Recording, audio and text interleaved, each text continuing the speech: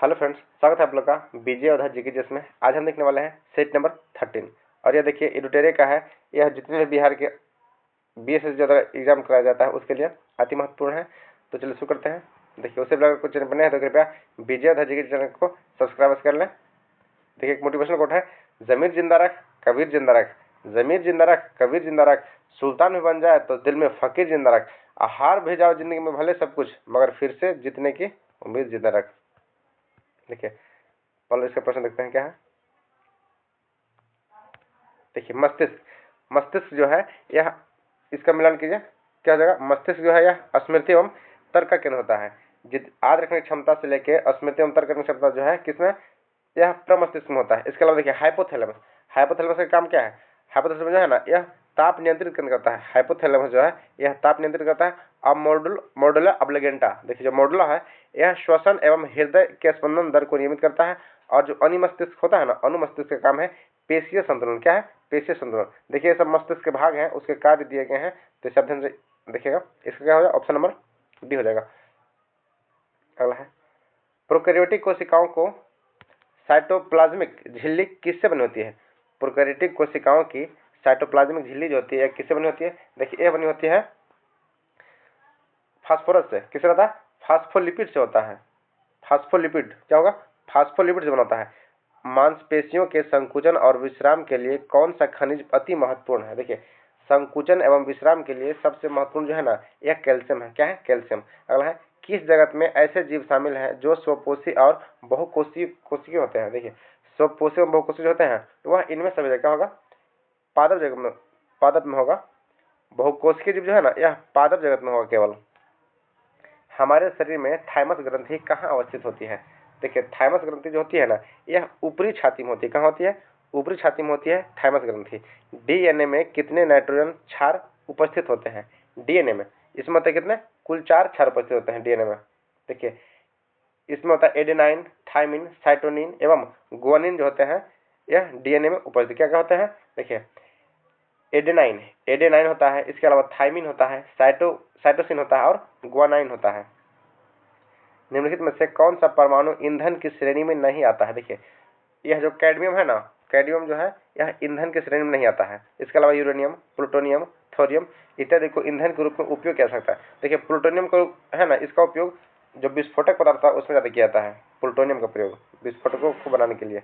अगला है, निम्नलिखित में से कौन सा रोग बैक्टीरिया के कारण से होता है। देखिए बैक्टीरिया द्वारा होने वाले रोग क्या है, तो क्षय रोग जो है ना, टीबी जो है यह बैक्टीरिया से होता है। इसके अलावा देखिए निम्नलिखित में से कौन सा असत्य फल है। असत्य फल का उदाहरण क्या है। देखिए असत्य फल कौन सा हो जाएगा, यह हो जाएगा स्ट्रॉबेरी। स्ट्रॉबेरी एवं जो सेब है ना, एप्पल भी क्या है, एक असत्य फल है।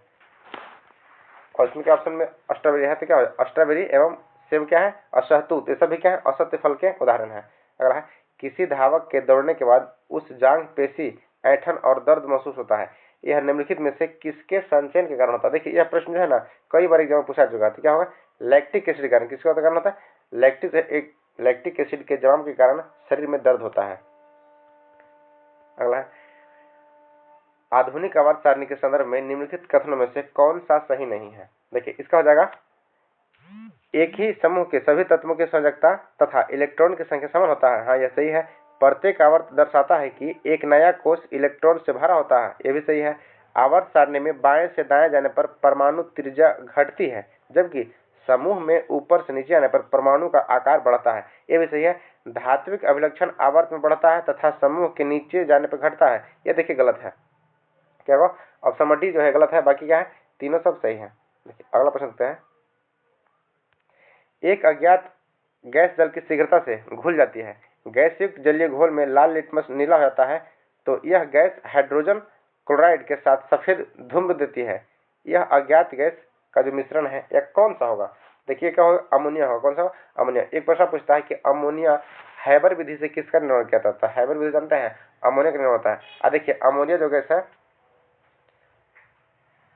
यह किस में पाता है, हाइड्रोजन क्लोराइड के साथ जो धूम्र पैदा होता है ना। देखिए अमोनिया गैस जो है टॉयलेट बाथरूम में होता है ना, यूरिक एसिड से लेके अमोनियम कन्वर्ट हो जाता है।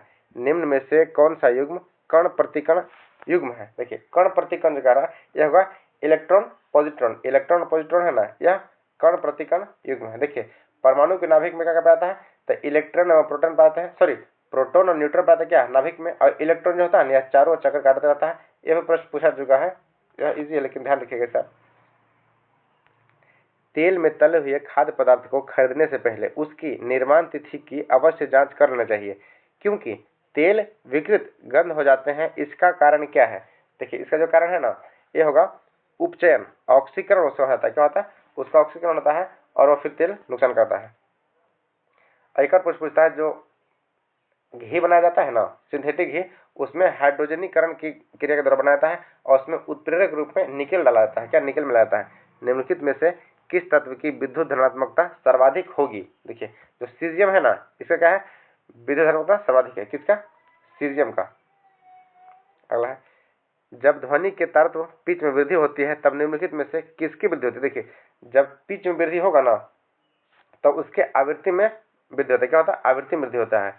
देखिए महिलाओं की आवाज जो होता है ना पुरुषों की आवाज की तुलना में अधिक तीक्ष्ण होता है, क्यों, क्योंकि उसका पिच अधिक है। महिलाओं में लड़कों की आवाज का पिच अधिक होता है, इसके कारण उनकी ध्वनि की जो तीव्रता है यह अधिक होता है। अब देखिए ध्वनि की तीव्रता से और रखिएगा, मानव का जो श्रव्य शक्ति है कितना है 20 हर्ट्ज से लेके 20,000 हर्ट्ज तक है, इसे श्रव्य ध्वनि कहता है।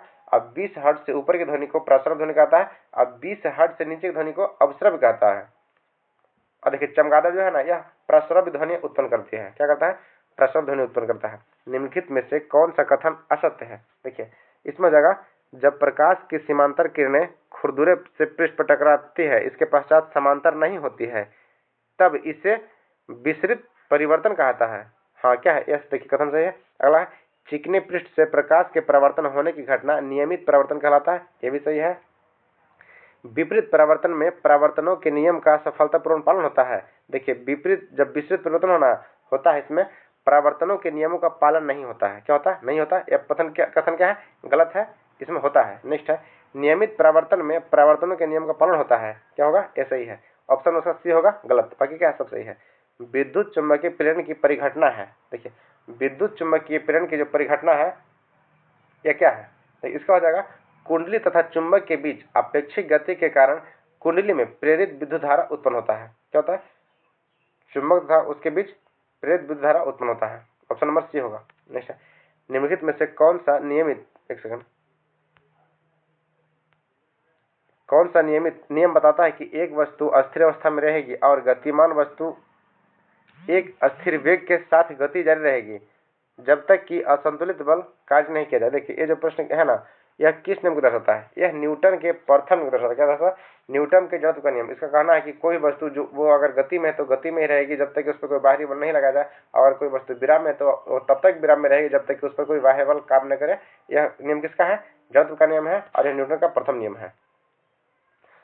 देखिए पूर्ण आंतरिक परिवर्तन, पूर्ण आंतरिक परिवर्तन क्या है, इसका हो जाएगा जब प्रकाश एक क्रांति कोण सेंट्रल एंगल के कारण उसी माध्यम में वापस परावर्तित हो जाता है ना, इसे क्या कहते हैं पूर्ण आंतरिक परिवर्तन कहता है। अगला है, ध्रुवीकृत धूप का चश्मा चकाचौंध होने से कैसे कम करता है।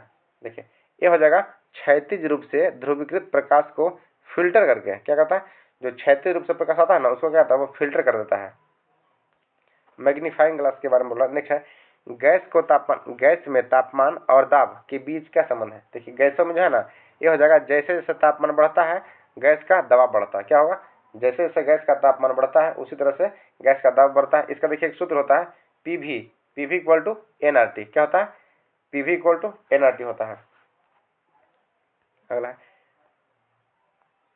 दबाव किसी तल के क्वथनांक को कैसे प्रभावित कर सकता है। देखिए दबाव जो है ना एक किसी तल के क्वथनांक को बढ़ते दाब के साथ क्वथनांक घट जाता है, जब उसका दबाव बढ़ता है तो क्या होता है क्वथनांक घट जाता है।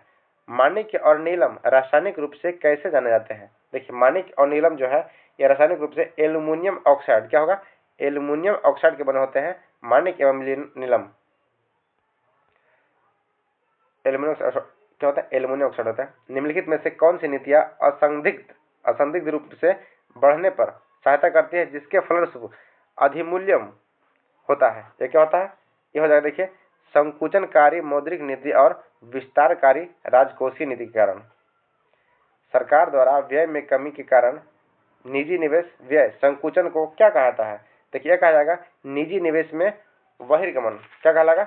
निजी निवेश में बहिर्गमन कहलाता है। मिश्रित संदर्भ अवधि के आधार पर मासिक प्रतिवर्ष उपभोग MPCE के संदर्भ में गरीबों के परिकलन सिफारिश करने के द्वारा किया जाता है। सिफारिश किसके द्वारा किया जाता है? देखिए होगा दांडेकर समिति। कौन होगा? दांडेकर समिति। देखिए इसके अलावा देखिए जो तेंदुलकर समिति है ना, यह भी गरीबी से है। अगला है कैस्पियन सागर में गिरने वाले यूरोप की सबसे लंबी नदी कौन सी है? वह कौन सी यूरोप की सबसे लंबी नदी है जो कैस्पियन सागर में मिलती है? यह होगी वोल्गा नदी। क्या है? वोल्गा नदी। प्रश्न ऐसे पूछ सकता है कि वोल्गा नदी कहाँ बहती है? तो क्या होगा? यूरोप में। शिवालिक के पर्वतपाद में नदियों द्वारा लाए गए कंकड़ व पत्थर से निर्मित मैदान को क्या कहा जाता है? देखिए यह कहते हैं भांवर। क्या कहते हैं? भांवर कहा जाता है। शिवालिक के पर्वतपाद में नदियों द्वारा लाए गए कंकड़ एवं पत्थर से निर्मित मैदान को क्या कहता है? भांगर। देखिए इसके अलावा जो नदी द्वारा बनाया जाता है ना, नदी द्वारा जो जैसे जो गंगा नदी के तट पे है नई जलोढ़ मिट्टी, उसे क्या कहते हैं? खादर कहते हैं। अब पुरानी जलोढ़ मिट्टी क्या कहते हैं? बांगर कहते हैं। अब देखिए एक और होता है मिट्टी, लेटराइट मिट्टी होता है जिसमें कॉफी इत्यादि उपजाया जाता है। और जो काली मिट्टी है ना, काली मृदा में कपास की खेती सर्वाधिक होता है, जो कि गुजरात में सर्वाधिक होता है, जबकि जूट का खेती पश्चिम बंगाल में सर्वाधिक होता है। तो ध्यान रखिएगा। अब देखिए कपास काली मिट्टी को कपासी मृदा या रेगुर कहा जाता है। इसके अलावा स्वतः जुताई वाली मिट्टी भी कहा जाता है, क्योंकि ये जब जमीन सूखता है ना तो इसमें बहुत बड़े बड़े दरार पड़ जाते हैं, इसलिए इसे स्वतः जुताई वाली मिट्टी का भी नाम दिया गया है।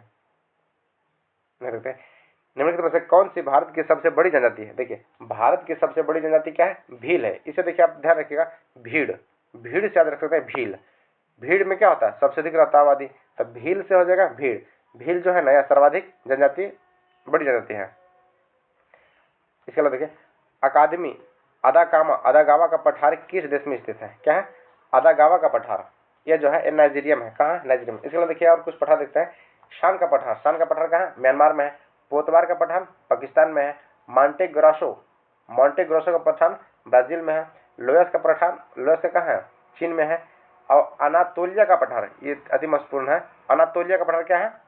यह तुर्की में है। अनातोलिया का पठार तुर्की में। देखिए एक लोयस क्या है?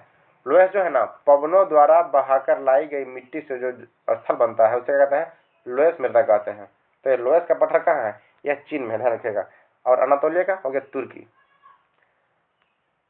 अगला है किसी भौगोलिक क्षेत्र में अनुसूचित क्षेत्र में घोषित करने के संवैधानिक अधिकार किसको है? देखिए यह अभी हाल ही में मुद्दा जो झारखंड में चल रहा है, किसी भी क्षेत्र के भौगोलिक क्षेत्र को अनुसूचित या SC/ST में उसे कौन शामिल कर सकता है? देखिए कर सकता है कौन? केवल राष्ट्रपति। क्या? यह राष्ट्रपति के अंडर में पावर है कि वह किसी भी क्षेत्र के जाति को अनुसूचित जाति या अनुसूचित जनजाति में घोषित कर सकता है, यह केवल राष्ट्रपति करेगा। संवैधानिक अधिकार उसी के पास है। भारतीय संघवाद को सहकारी संघवाद किसे कहा गया? देखिए भारतीय संघवाद को है ना, यह जी ऑस्टिन कहा गया। जी ऑस्टिन को भारतीय संघवाद कहा गया। निम्नलिखित में से कौन सा विषय समवर्ती सूची का है? देखिए समवर्ती सूची का जो है यह आपराधिक मामले, जो आपराधिक मामले है ना, यह राज्य सूची एवं केंद्र का दोनों है, इसे कहते हैं समवर्ती सूची कहते हैं। नेक्स्ट है मौलिक अधिकार है। देखिए मौलिक अधिकार जो चर्चा है ना, यह भाग 3 से लिया गया, भाग 3 में है और यह अमेरिका के संविधान से लिया गया है। यह आर्टिकल 12 से लेकर 35 तक में उल्लिखित है। तो क्या कह रहा है?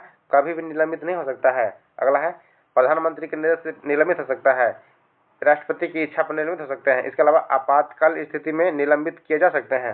ये देखिए जो है ना मौलिक अधिकार आपातकाल की स्थिति में भी निलंबित किए जा सकते हैं। ऑप्शन नंबर क्या होगा? डी होगा। लेकिन आर्टिकल 20 एवं 21 है ना, प्रश्न बार पूछता है कि आर्टिकल 20 एवं 21 जो है यह आपातकाल लगने के बाद भी खत्म नहीं होता है। और सबसे पहले जो खत्म होता है वह क्या होता है? आर्टिकल 19 में है ना स्वतंत्रता का अधिकार। आपातकाल लगने के बाद मूल अधिकार में सबसे पहले जो है स्वतंत्रता का अधिकार समाप्त होता है, लेकिन आर्टिकल 20 एवं 21 में जो है यह समाप्त नहीं होता है। भारतीय संविधान को बनाने हेतु भारतीय संविधान सभा के कुल कितने अधिवेशन हुए थे? देखिए कुल अधिवेशन की संख्या जाना यह 12 हुआ था। कितना हुआ था? कुल 12 अधिवेशन हुआ था। अब भारतीय संविधान बनने में समय कितना लगा था? 2 वर्ष 11 महीने 18 दिन। और 18 से ध्यान रखिएगा जो महाभारत का युद्ध है ना, यह भी 18 दिन हुआ था और यह रेलवे के एग्जाम में पूछा जा चुका है, इसलिए स्टैटिक जीके में तो ध्यान रखिएगा। संविधान को 26 जनवरी के दिन लागू करने का निर्णय क्यों लिया गया था? देखिए इसका कांग्रेस ने इसी तिथि को वर्ष 1930 में स्वतंत्रता दिवस के रूप में मनाया गया था। जो पूर्ण स्वराज के चर्चा रखे थे ना जवाहरलाल नेहरू, उसी तिथि में 26 जनवरी को ही लागू किया गया है।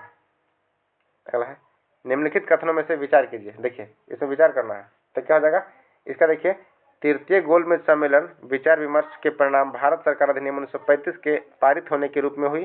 अगला है भारत सरकार अधिनियम 1935 के ब्रिटिश भारत में सूबों और भारतीय रियासतों के एक संघ पर आधारित ऑल इंडिया फेडरेशन का गठन किया। क्या है इसमें दोनों कथन सही हैं। क्या है एक एवं दो है ना, दोनों कथन सही हैं। निम्नलिखित में से संविधान सभा के संवाद समिति का अध्यक्ष कौन था। देखिए संवाद से जो अध्यक्ष थे ना ये थे जवाहरलाल नेहरू। कौन थे जवाहरलाल। देखिए कुछ समितियां हैं जैसे देखिए संघ संविधान समिति के जो सदस्य थे ये पंडित जवाहरलाल नेहरू थे। नियमित समिति के डॉक्टर राजेंद्र प्रसाद थे। संचालन समिति के भी कौन थे। देखिए नियमित समिति और संचालन समिति दोनों के डॉक्टर राजेंद्र प्रसाद थे। इसके अलावा प्रारूप समिति के पूछेगा तो V.R. अम्बेडकर हो जाएंगे। शिक्षा वह श्रेणी का दूध है जो जितना पिएगा उतना दहाड़ेगा, किनका कहना है डॉक्टर V.R. अम्बेडकर का। तो प्रारूप समिति के अध्यक्ष कौन थे डॉक्टर V.R. अम्बेडकर। मौलिक अधिकार एवं अल्पसंख्यकों हेतु जो सलाहकार थे यह सरदार वल्लभ भाई पटेल का था। देखिए मौलिक अधिकार एवं अल्पसंख्यक जो सलाहकार था इसके लिए सरदार वल्लभ भाई पटेल थे। इसके अलावा देखिए मूल अधिकारिक उप समिति, इसके अलावा अल्पसंख्यक उप समिति, जो मूल अधिकारी उप समिति था ना यह JB कृपलानी एवं अल्पसंख्यक उप समिति था यह H.C. मुखर्जी द्वारा लाया गया था। इसके अलावा संघ शक्ति समिति था पंडित जवाहरलाल नेहरू के पास। देखिए तब संघ संविधान समिति एवं संघ शक्ति है नेहरू जी के पास है।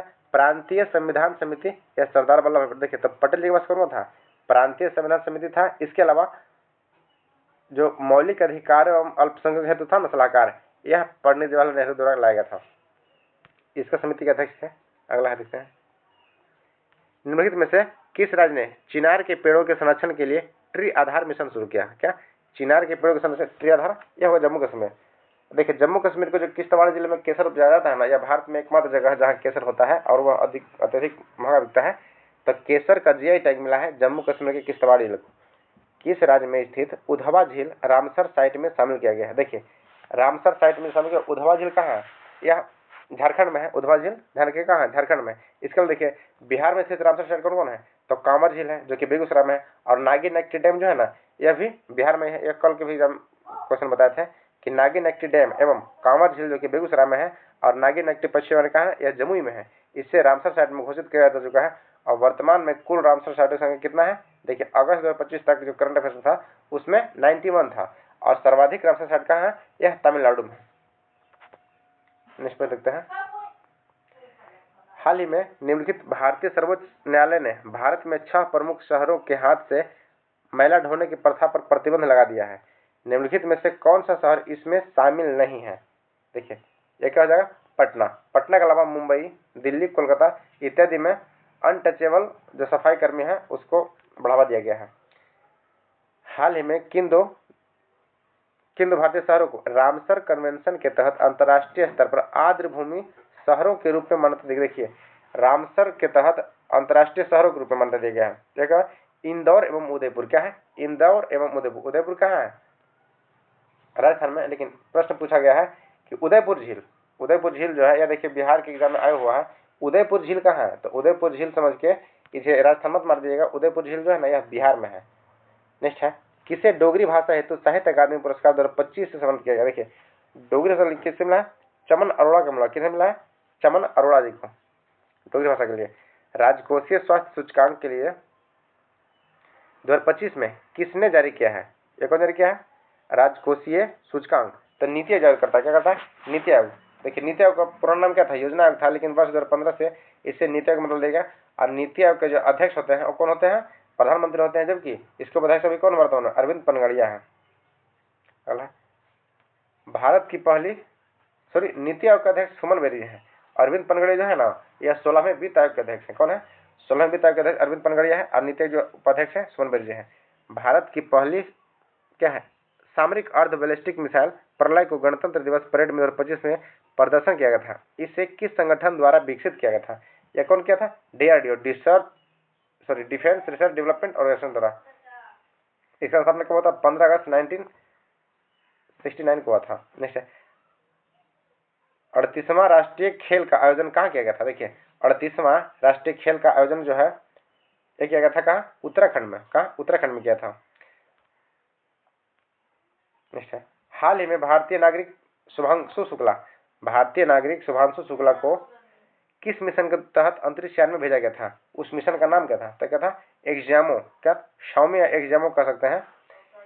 भारतीय प्रधानमंत्री श्री नरेंद्र मोदी को किस देश के सर्वोच्च सम्मान grand cross of the order of Makarios से सम्मानित किया गया है? देखिए किया गया साइप्रस से। कहा? साइप्रस। देखिए अब प्रश्न ऐसे बनता है, साइप्रस में क्या कहा देगा कि इस देश की राजधानी क्या है? तो क्या है? इसका निकोसिया है। साइप्रस की राजधानी है ना, यह निकोसिया है। थाईलैंड का बैंकॉक है। अगला देखते हैं, कोडाइकनाल सौर वेधशाला किससे संबंधित कथन विचार कीजिए। कोडाइकनाल जो है यह सौर वेधशाला है, इसके कथन के बारे में विचार कीजिए। देखिए यह हो जाएगा, यह तमिलनाडु में स्थित है। हाँ यह है। अगला, हाल ही में अंतर्राष्ट्रीय सौर सम्मेलन में इसकी 125 वर्षगांठ मनाई थी। तो क्या इसमें दोनों कथन सही है? तो कोडाइकनाल जो है सौर वेधशाला कहाँ है? तमिलनाडु में है। अब देखिए हाल ही में जो परमाणु ऊर्जा संयंत्र बनने वाला कहाँ बनने वाला है? बिहार के नवादा में। गुजरात सरकार ने किस गांव को राज्य का पहला जैव विविधता स्थल घोषित किया है? देखिए राज्य का पहला जैव, यह होगा धनेरी। धनेरी जो है ना, यह कच्छ गुजरात का एक राज्य है। इसे पहला जैव विविधता स्थल घोषित किया है।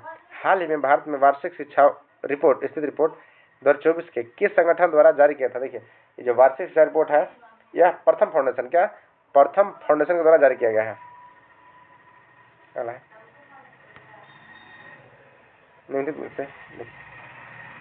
किस राज्य में राष्ट्रीय सहकारी विश्वविद्यालय की स्थापना किया जाएगा? देखिए राष्ट्रीय सहकारी विश्वविद्यालय की स्थापना जो है ना, यह कहा जाएगा गुजरात में किया जाएगा। गुजरात में।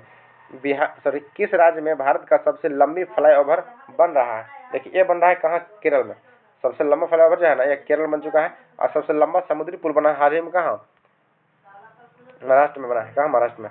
भारत के नए उपराष्ट्रपति हेतु जनतांत्रिक गठबंधन एनडीए की तरफ से किस उम्मीदवार ने घोषणा जारी किया है? देखिए यह सीपी राधाकृष्णन थे। कौन थे? सीपी राधाकृष्णन। और इनका जीत भी हो चुका है। वर्तमान में भारत के उपराष्ट्रपति जो है यह सीपी राधाकृष्णन है। यह क्या है? भारत के वर्तमान में उपराष्ट्रपति है। देखिए उपराष्ट्रपति होते हैं ना, यह राज्यसभा के पदेन सभापति होते हैं। क्या होते हैं? राज्यसभा के पदेन सभापति होते हैं। अगला देखते हैं, करगम जो लोक नृत्य है यह कहाँ का है? करगम कहाँ का है? तमिलनाडु का होगा। सॉरी क्या कर, हाँ करगम नहीं है। करगम कहाँ का? तमिलनाडु का। इसके अलावा देखिए करगट्टम, काडियट्टम, क्वट्टम तथा मलयाट्टीयट्टम इत्यादि जो है ये सारे तमिलनाडु के। जबकि भरतनाट्यम तमिलनाडु का क्या है? प्रसिद्ध शास्त्रीय नृत्य है। भरतनाट्यम जो है ना, यह तमिलनाडु का एक प्रसिद्ध शास्त्रीय नृत्य है। इसके अलावा मोहिनीअट्टम क्या है? मोहिनीअट्टम जो है महिलाओं के द्वारा किया जाने वाला कला है, जो कि कहाँ का है? मोहिनीअट्टम यह केरल का है। देखिए नेक्स्ट प्रश्न देखते हैं, निम्नलिखित में से किस शहर को शाश्वत नगर के नाम से जाना जाता है? देखिए किस शहर को शाश्वत नगर? यह होता है रोम को। रोम के क्या आता है? रोम को शाश्वत नगर के नाम से जाना जाता है। क्या जगह? रोम। रोम कहाँ है? तो इटली की राजधानी है रोम। इटली की राजधानी क्या है? रोम है। अगला है, निम्नलिखित में से कौन सा सुमेलित नहीं है? इसका हो जाएगा अरुण रेड्डी बैडमिंटन। ये गलत है। जबकि देखिए परिणति नायक जिम्नास्टिक है, सौरभ कोठारी बिलियर्ड्स से है, हितेश गुलिया मुक्केबाजी है। देखिए इसके अलावा और कुछ खिलाड़ी हैं, जैसे देखिए दिव्या देशमुख ये शतरंज से है, मनीष नरवाल पैराशूटिंग से है, और कपिल परमार क्या है? पैरा जूडो है। मोना अग्रवाल ये पैराशूटिंग से, अरुणा रेड्डी ये जिम्नास्टिक से है, और अनाहत सिंह हाल ही में चर्चा रख चुके हैं। ये किससे है? ये स्क्वैश से है। अनाहत सिंह किससे है? स्क्वैश से। अब भाला फेंक में जानते होंगे कौन है? नीरज चोपड़ा जो है ना, क्या है? यह भाला फेंक में है। देखिए नेक्स्ट क्या है? अगला है, विश्व मौसम विज्ञान दिवस कब मनाता है? विश्व मौसम विज्ञान दिवस जो है यह प्रत्येक वर्ष 23 मार्च को मनाता है। क्या मनाता है? 23 मार्च को मनाता है विश्व मौसम विज्ञान दिवस। देखिए अभी हाल ही में प्रश्न पूछा था क्या? 16 सितंबर बीपीएससी के एग्जाम में पूछा गया है कि विश्व ओजोन दिवस कब मनाता है? यह 16 सितंबर को मनाता है। ध्यान रखिएगा। जबकि देखिए 14 सितंबर को राष्ट्रीय हिंदी दिवस मनाता है, और विश्व हिंदी दिवस जो है यह 10 जनवरी को मनाता है। कब? विश्व हिंदी दिवस 10 जनवरी को, और राष्ट्रीय हिंदी दिवस 14 सितंबर को, और ओजोन दिवस जो मनाता है यह 16 सितंबर को मनाता है। देखिए 20 मार्च क्या पता है? 20 मार्च को खुशहाली दिवस। इसके अलावा क्या मनाता है? 20 मार्च को ही वर्ल्ड स्पैरो डे पक्षी दिवस जो गौरव दिवस है यह 20 मार्च को मनाया गया है। अब 22 मार्च को जल दिवस एवं पृथ्वी दिवस, सॉरी जल दिवस एवं बिहार दिवस। सोहरा निम्नलिखित में से किसका मूल नाम है? सोहरा। देखिए सोहरा सोहरा या सोरा है, यह चेरापूंजी का है। सोहरा है, यह चेरापूंजी का मूल नाम है। सोरा तो एक मादक पेय पदार्थ है। अगला है, पूर्व पश्चिम गलियारा किससे पूर्वी भाग में से होता था? पूर्व पश्चिम गलियारा में सबसे पूर्वी भाग में कौन था? देखिए यह होगा सिलचर। भारत का सबसे पूर्वी गलियारा है कहाँ? यह सिलचर है। देखिए सबसे पूर्वी छोर क्या है? सिलचर है। पश्चिमी छोर क्या है? पोरबंदर है। उत्तरी छोर क्या है? श्रीनगर होगा, जबकि दक्षिणी छोर क्या है? कन्याकुमारी है। अगला है, निम्नलिखित में से कौन सा पारिस्थितिकी तंत्र का अजैविक घटक नहीं है? देखिए अजैविक घटक क्या होते हैं? जो कभी विघटित नहीं होते हैं। तो अजैविक घटक कौन सा नहीं होगा? देखिए पादप जो है क्या है? यह जैविक घटक है, इसलिए यह अजैविक घटक नहीं होगा। अगला, विज्ञान एवं प्रौद्योगिकी के लिए शांति स्वरूप भटनागर पुरस्कार किसे दिया गया है? देखिए वैज्ञानिक और औद्योगिक अनुसंधान परिषद को क्या मिला है? वैज्ञानिक एवं औद्योगिक अनुसंधान परिषद को दिया गया है शांति स्वरूप भटनागर पुरस्कार। यह विज्ञान के क्षेत्र में बहुत बड़ा पुरस्कार मनाता है। अगला है, प्रधानमंत्री फसल बीमा योजना PMFBY किस वर्ष शुरू की गई थी? प्रधानमंत्री फसल बीमा जो योजना है यह किस वर्ष लाया था? वर्ष 2016 में। देखिए बेटी बचाओ बेटी पढ़ाओ कब लाया था? वर्ष 2015 में लाया था। जनधन योजना कब लाया था? वर्ष 2014 में लाया था। यह वित्तीय समावेशन की सबसे बड़ी योजना कौन सी है? जनधन योजना है, जो कि वर्ष 2014 में लाया था। अब प्रधानमंत्री फसल बीमा योजना 2016 में, बेटी बचाओ बेटी पढ़ाओ वर्ष 2015 में। भारत के राष्ट्रीय पुष्प वैज्ञानिक नाम क्या है? देखिए भारत का राष्ट्रीय पुष्प है कमल। कमल का वैज्ञानिक नाम क्या है? लेगुमिनगो न्यूसिफेरा। लेमुनगो न्यूसिफेरा क्या होगा? लेमुनगो न्यूसिफेरा। इसके अलावा देखिए जो भारत के कुछ पहचान चिन्ह है ना, उसका एग्जाम में बार पूछा जाता है, तो इसे ध्यान रखिए। देखिए जैसे कि राष्ट्रीय फल क्या है? आम। आम का क्या है? मैग्निफेरेंडी का है। राष्ट्रीय वृक्ष बरगद है। बरगद का क्या होगा? फाइकस बेंथालेसिस। देखिए राष्ट्रीय पशु क्या है? बाघ है। इसका जो राष्ट्रीय वैज्ञानिक नाम है पैंथेरा टाइग्रिस लियानस। पैंथेरा टाइग्रिस लियानस जो है बाघ का है। मोर का क्या है? पावो क्रिस्टेटस, जो कि भारत की राष्ट्रीय पक्षी है। इसके अलावा राष्ट्रीय नदी क्या है? गंगा। इनका देखिए कोई वैज्ञानिक नाम नहीं है। अगला है, राष्ट्रीय जलीय जीव घोषित किया हाल ही 5 अक्टूबर वर्ष 2009 को घोषित किया गया क्या? गांगेटिक डॉल्फिन को राष्ट्रीय जलीय जीव घोषित किया गया है। इसलिए डॉल्फिन दिवस जो है प्रत्येक वर्ष 5 अक्टूबर को मनाया जाता है। और डॉल्फिन को हाल ही में कौन सा राज्य अपना जलीय जीव घोषित किया है? यह किया है उत्तर प्रदेश। और देखिए जो डॉल्फिन रिसर्च सेंटर है नया बिहार के पटना में है। तो गैंगेटिक डॉल्फिन का जो वैज्ञानिक नाम है क्या है? तो प्लाटनिस्टा गैंगेटिक, क्या? प्लाटानिस्टा गैंगेटिक इसका नाम है। देखिए अलग होता है, आल्पस पर्वत किस देशों में फैले हुए हैं? आल्पस जो कि एक अति महत्वपूर्ण पर्वत है। ये कहाँ कहाँ है? देखिए फ्रांस, स्विट्जरलैंड, इटली एवं ऑस्ट्रिया। कहाँ कहाँ है? फ्रांस, स्विट्जरलैंड, इटली एवं ऑस्ट्रिया। क्या होगा? इसका ऑप्शन नंबर बी होगा। सूची 1 को सूची 2 से मिलाया तथा कूट को चयन कर। देखें क्या है? नगर एवं नदी। नगर एवं नदी के जो किनारे बसे हुए शहर है उसका है। देखिए सेंट पॉल मिनियापोलिस। ये क्या हो जाएगा? इसका हो जाएगा देखिए मिसिसिपी। मिसिसिपी जो सेंट पॉल मिनिपिसिस ये क्या है? मिसिसिपी नदी किनारा है। खार्तुम, खार्तुम किस नदी किनारा है? खार्तुम जो है ना यह नील नदी किनारा है। खार्तुम जो है नील नदी किनारा है। अब बुडापेस्ट, बुडापेस्ट जो है डेन्यूब नदी किनारा है। और नॉमपेन, नॉमपेन जो है यह मिमांग नदी किनारा है। कैसा? मिमांग नदी किनारा है। निम्नलिखित कथनों पर के संबंध में विचार कीजिए। देखिए कथन दिया गया है, इसमें क्या करा है? विक्रमशिला विश्वविद्यालय के बारे में कौन सा कथन सही है? इस पर विचार करना। देखिए इसका हो जाएगा केवल 1 और 2। यह बिहार के वर्तमान बांका जिले में स्थित है। इसकी स्थापना पाल वंश के शासक गोपाल प्रथम ने किया था, जबकि नालंदा विश्वविद्यालय की जो स्थापना है यह कुमारगुप्त ने किए थे। कब किए थे?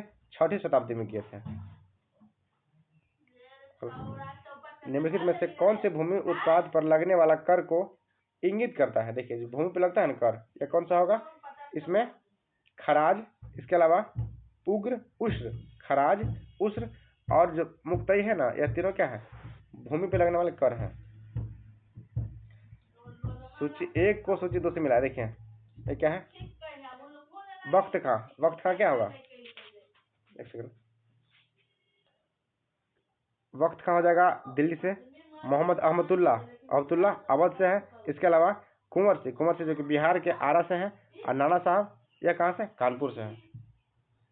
नेक्स्ट है, भारत ट्रेड यूनियन कांग्रेस के पहले अध्यक्ष कौन थे? देखिए ये जो अध्यक्ष थे ना पहले, लाला लाजपत राय थे। कौन थे? भारत ट्रेड यूनियन कांग्रेस के पहले अध्यक्ष कौन थे? लाला लाजपत राय थे। अगला है, निम्नलिखित में से किसने खिलाफत आंदोलन का प्रारंभ किया था? जो नीचे दिए गए कोड के अनुसार से बताइए। तो खिलाफत आंदोलन के स्लोगन क्या थे? ये होगा शौकत अली थे, इसके अलावा मोहम्मद अली जिन्ना थे, और कौन थे? अब्दुल कलाम आज़ाद थे। खिलाफत आंदोलन का जो प्रारंभ किया था शौकत अली जिन्ना एवं अबुल कलाम आज़ाद थे। देखिए भारत के प्रथम शिक्षा मंत्री कौन थे? अबुल कलाम आज़ाद थे। अगला, कांग्रेस ने कब पहली बार भारत की स्वतंत्रता को पारित किया था? तो वर्ष 1929 में किया था। कब किया था? 1929 में भारत की स्वतंत्रता का प्रस्ताव किया गया था कांग्रेस के द्वारा। लाहौर अधिवेशन में किया था पंडित जवाहरलाल नेहरू जी के द्वारा। निम्नलिखित में से सुमेलित नहीं है। देखिए इसमें कौन सुमेलित नहीं है? सातवाहन स्वर्ण, यह क्या है? गलत है। देखिए सिक्का जो सातवाहन का सिक्का जो था यह किसका था? यह शीशे का था। सातवाहन जो सिक्का चला था यह शीशे के सिक्के के लिए प्रसिद्ध था। इसके अलावा कुषाण जो है यह स्वर्ण एवं ताम्र का सिक्का था। गुप्त रजत एवं गुप्त शासक तो है रजत एवं स्वर्ण का। कलचूरिया यह स्वर्ण रजत एवं ताम्र, जबकि सातवाहन जो है यह कांसे के सिक्का चला था। किसका? कांसा बोल रहा है, सॉरी, कांच क्या होता है? शीशा। शीशे के सिक्के कौन चला था? सातवाहन। देखिए डच ईस्ट इंडिया कंपनी ने किस वर्ष पटना में अपना कारखाना खोला था? डचों ने कब खोला था कारखाना? यह खोला था 1632 में। कब? 1632 में। फ्रेंड्स देखिए इसमें जितने प्रश्न थे 75 उसमें कर चुके हैं। अगर मिस्टेक से कोई वर्ड त्रुटि हो गया तो कृपया माफ कीजिएगा। और अगर वीडियो अच्छी लगे तो कृपया सब्सक्राइब कर दिएगा और इसे कम से कम एक स्टडी ग्रुप में शेयर अवश्य कर दें। वीडियो को पूरा देखने का धन्यवाद। थैंक यू, जय हिंद। अगर इसमें कोई कमेंट, अगर कुछ सुझाव चाहते हैं तो कृपया हमें कमेंट अवश्य करें। इसके लिए हम आपका दिल से प्रार्थी हैं। थैंक यू, जय हिंद।